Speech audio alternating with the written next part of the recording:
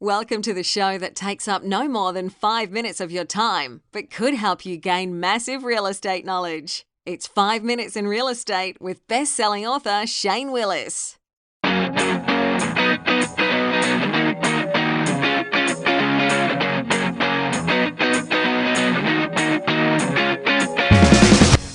Hello, Shane Willis, Pensacola real estate expert, bringing you today's episode. Happy Monday. Hope you had a good Easter weekend, spending some time with the family, enjoying the weather. My goodness, was that just like the perfect weather or what? So I actually did some stuff around the house yesterday. It was nice. Got the pool all ready to go, although it's a little cool to be jumping in right now. I didn't think it was a problem, but my wife, on the other hand, was like, no, a little cool. I had a conversation over the weekend with a friend of mine, and he had introduced me to this guy. We were out at Friday night, actually. We were at the Molly Ringwalds at Seville. Great time. Good concert, great time. First time I'd ever seen him. Seems like all my friends looked at me and went, what? That is the first time you've ever seen those guys? Yeah, well, it was. But they put on a good concert. We enjoyed it. Angie and I had a really good time. And for those of you who are looking for another concert, Mr. Jimmy Buffett is over at the Wharf tomorrow night. So check that out. Anyways, let me digress and get back to real estate driven. I got introduced to this guy, and he was selling his house on his own for sell by owner. He said the demand's really high for my price, and so I don't need a real estate agent. And if you can tell me why I actually need an agent, I may consider it, but I don't think I do. And I went, okay. All right, let me just run off a couple of deals, a couple of reasons why you really want to consider using an agent. One, you're going to deal with buyers who think it's a buyer's market. And in certain price points, they're right. Yeah, let me say that again. In certain price points, they are right. They are correct. It is a buyer's market. So you need to know which is which. Do you? And he went, well, no.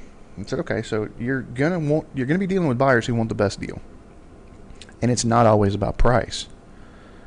A lot of sellers think, well, I sold it at this. Well, yeah, but if you sold it at $200 and give $10,000 away in concessions and paid for all the closing costs, well, then you really sold it at 180 something. You didn't sell it at 200. So it's not always about price. You're also going to be dealing with a buyer's agent whose sole interest is representing the buyer, not you. And trust me, as an agent, I know a few things about a real estate contract much better than most sellers that do not do this on a day-to-day basis, right? You're going to be dealing with the home inspection company. So how do you argue with the home inspection company? Because let's face it, especially if you're selling your home, that can be very, very personal. It can't be just business. It can be personal. What do you mean this is broke? What do you mean that? So, yeah. And trust me, and I told this guy that, I said, trust me, a home inspection is going to find problems. I don't care if it's a brand new house. I get a home inspection done, I'm going to find some issues. I think that's kind of their job, is to find issues. So the termite company, if there are challenges, I just got finished selling my late grandmother's house. And a termite company claimed there were some challenges, and we just dealt with it. But you're going to deal with that regardless. We get termite stuff all around, and it's not just termites. The report is called a WDO, or a wood destroying organism report, which there's certain parts of fungus, there's certain parts of wood rot that all fall up under a termite report. And depending on what the buyer's loan is, they may or may not need one. So you're going to be dealing with the buyer's lender, because there are certain loan structures that require participation from the seller. That whole WDO report, if they're getting a VA loan, we have a lot of veterans around here. They're getting a VA loan, well, that termite report is required to be done, and it's required to be paid for by the seller, not the buyer. The Department of Veterans Affairs says the veteran will not pay for this, but this report will be done, and it must be clean. And when I say clean, I mean you can't have any wood rot, you can't have any of the fungus, you can't have any termite damage. All that stuff has to be clean. And guess who has to pay for it? The seller. So what about the appraiser? We've got valuations right now that are on the rise in certain price points. Today I'm going to shoot the weekly podcast that I do, or video blog and podcast that I do called How's the Market Pensacola. And if you look at certain price points in Pensacola, in Escambia County, there are huge seller demand. I mean, it is a hyper seller's market, but then the next price point down is a hyper buyer's market. And we've seen prices drop a little. So if you don't know the difference, then how can you argue an appraisal? What happens if the appraisal comes in $10,000 under? And if it's an FHA or a VA appraiser, that could actually be on your house because they get a case number. And that could sit on your house for a few months. The next buyer, if they're using that same type of loan, they pull that case number up. That's the appraised value. So how do you fight that? Do you know how to fight that?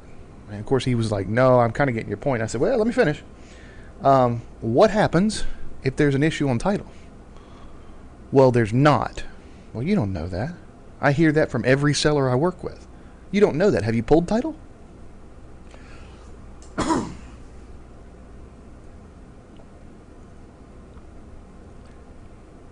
And usually the answer is, well, no, I haven't pulled title, but there's, I've owned it. I haven't put anything on it. You don't know that. It could be wrong. But how do you fix it?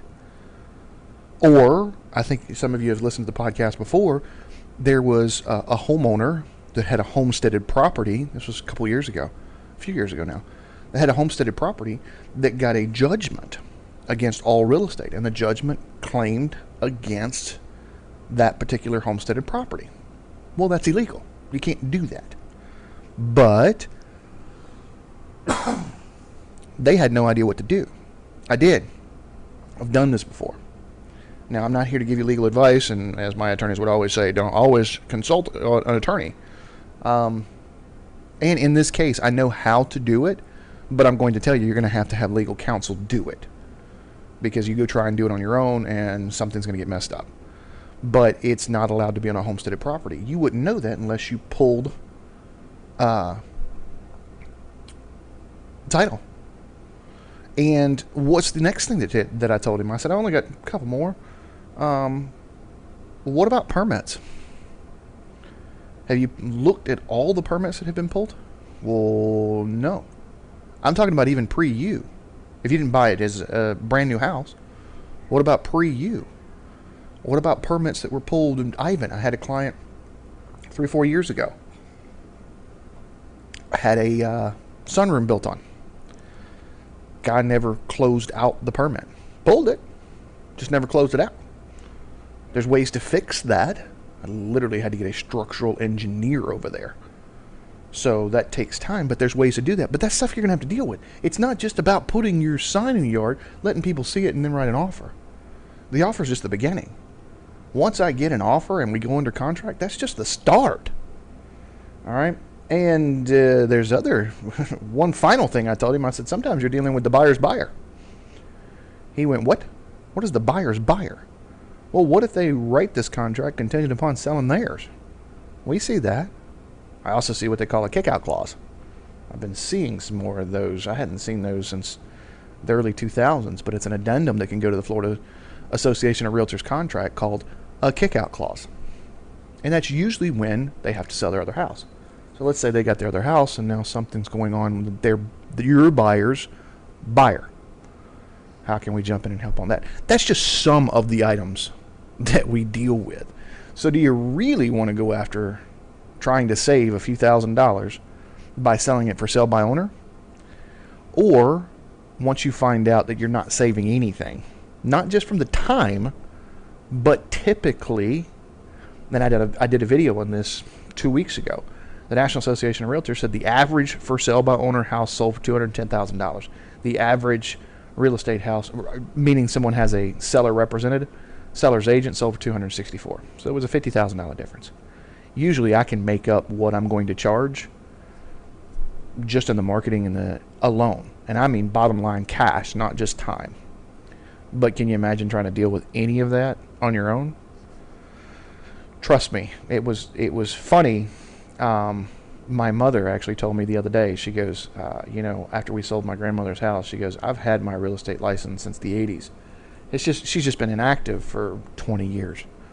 She goes, and watching you go through what we had to go through and fix and deal with, and she goes, I don't see why I'm going to ever bring that back active, ever. And I see for sale by owners all the time get seriously frustrated, and some of them get seriously sued. So the financial savings of $7,000 or 6% or 7% or whatever it is that I would have charged to help you winds up getting eat up legal costs in a heartbeat. Florida is a disclosure state. Well, what does that mean? That means that the law says anything that materially affects the value of the property must be disclosed. Do you know? Is there something you know? You know, I've had electricians go out and go, hey, we fixed this, but we found this. Guess what that seller has to do now? That seller now has to disclose that. Either fix it or disclose it. It's okay. You can disclose everything. As long as it's all out in the sunshine, it's no problem. But I hope this little checklist right here made you think it twice if you were even considering selling your house for sale by owner. Just give me a call. Let's chat. It ain't gonna cost anything for us to chat. Let's chat. We'll figure out what we can do. All right, that's all I got for you today. As always, if you've not subscribed to get the tips, tricks, graphs, infographics, get over to 5minutesinrealestate.com. That'll put you on an email list. I send out periodically. I have stopped sending out the podcast daily. One of the things that I'm asking everybody to do on that email list, I do send out probably twice a week some type of information. But on that email list, I'm asking everybody to get over to the Facebook page, facebook.com/Shane Willis the Realtor. Shane Willis the Realtor. Get over and do that, then you're not only going to get these on a daily, but you're also going to get that How's the Market Pensacola, where I go over the numbers, just the raw data from Escambia and Santa Rosa County. Get both of those, plus some updated stuff that I give. Some nice freebies I give away over there.